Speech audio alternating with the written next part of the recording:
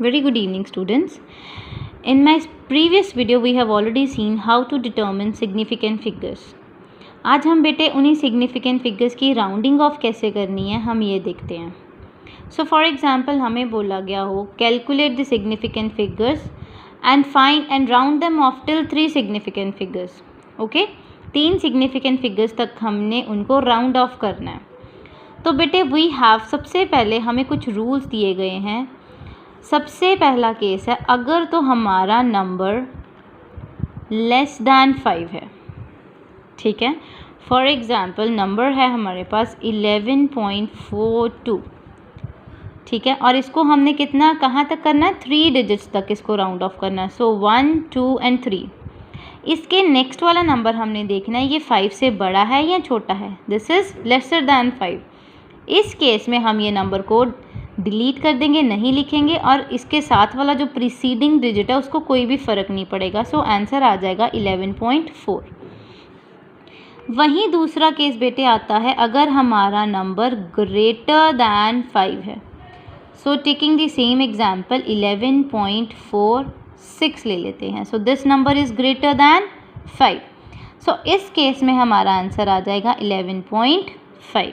I hope it is clear. The very next cases बेटा इन दोनों cases के बाद आता है अगर हमारा नंबर ही 5 है, अगर जो लास्ट डिजिट है वही 5 है. For example 11.45. सो उस केस में भी बेटे 2 रूल्स अप्लाई होते हैं. एक होता है इवन का, एक होता है ऑड का. मतलब अगर हमारा 5 के प्रीसीडिंग डिजिट इवन है तो उस केस में आंसर एज इट इज़ ही आ जाएगा. हम उसको बिल्कुल भी चेंज नहीं करेंगे, वो प्रीसीडिंग डिजिट ऐसे ही रह जाएगा. और अगर तो हमारा नंबर उसके साथ वाला ऑड है, फॉर एग्ज़ाम्पल नंबर इज़ 11.35. मतलब यहाँ पे ऑड नंबर आ गया तो इसका आंसर आ जाएगा 11.4. We will add 1. So I repeat these 4 again. सबसे पहला केस अगर हमें बोला गया up to 3 digits round off करो तो हमने अपने नंबर में देख लेना लास्ट नंबर अगर 5 से छोटा है तो नंबर एज इट इज़ रह जाएगा. 5 से बड़ा है तो एक प्लस हो जाएगा प्रीसीडिंग डिजिट में. अगर हमारा नंबर ही 5 है तो 2 केसेस अराइज हो जाएंगे बेटा, एक इवन का केस और एक ऑड का केस. इवन के केस में हम क्या करेंगे, नंबर को एज इट इज़ ही छोड़ देंगे. अगर ये वाला नंबर हमारा इवन है तो नंबर एज इट इज़ ही आ जाएगा आंसर. और अगर हमारा यहाँ पे ऑड है, 5 के साथ वाला नंबर ऑड है तो हम इस वाले नंबर में 1 ऐड ऑन कर देंगे. ये थे 4 रूल्स. अब 5th रूल बेटे कहता है कि अगर हमारा नंबर में कोई डेसिमल ही नहीं है, in case there is no decimal. ठीक है. फॉर एग्ज़ाम्पल नंबर दिया गया मेरे को 94630004. ये कोई नंबर दिया गया एंड उन्होंने मेरे को बोला round it of till 3 significant figures.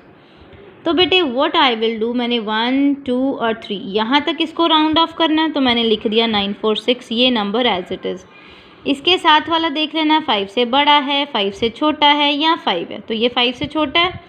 That means बाकी के सारे मेरे नंबर्स आ जाएंगे 0.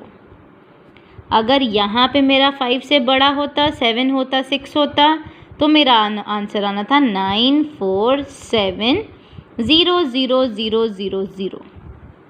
अगर ये 5 होता तो इसके साथ वाला देखना था ऑड है या इवन है. तो वो मैंने आपको रूल ऑलरेडी बता दिया है.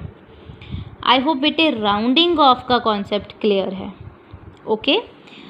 इसके बाद हम देखते हैं ट्रिक सिग्निफिकेंट फिगर्स की एडिशन का एंड सब्ट्रैक्शन का.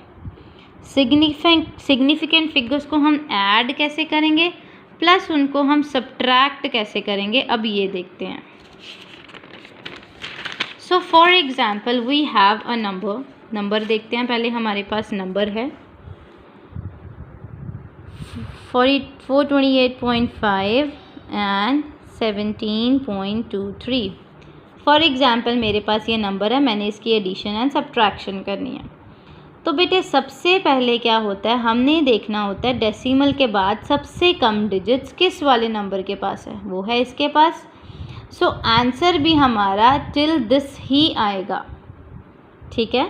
पॉइंट के बाद सिर्फ हम एक ही डिजिट तक राउंड ऑफ करेंगे। सो एडिशन के केस में क्या आ जाएगा, 0.5, 17.23, 3, 7, 15.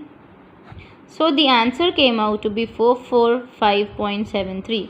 अब हमने कहाँ तक राउंड ऑफ करना था, डेसिमल के बाद सिर्फ एक और इसके बाद दो हैं, तो सिर्फ जो कम है वो लेंगे, that is till 1 digit only. इसका आंसर आ गया 445.7.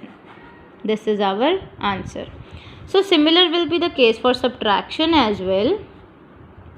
इसकी सब्ट्रैक्शन करके देखते हैं, यहाँ पे 7, यहाँ पे 2, 1, 1, 4। सो इस केस में आंसर विल बी 0.3।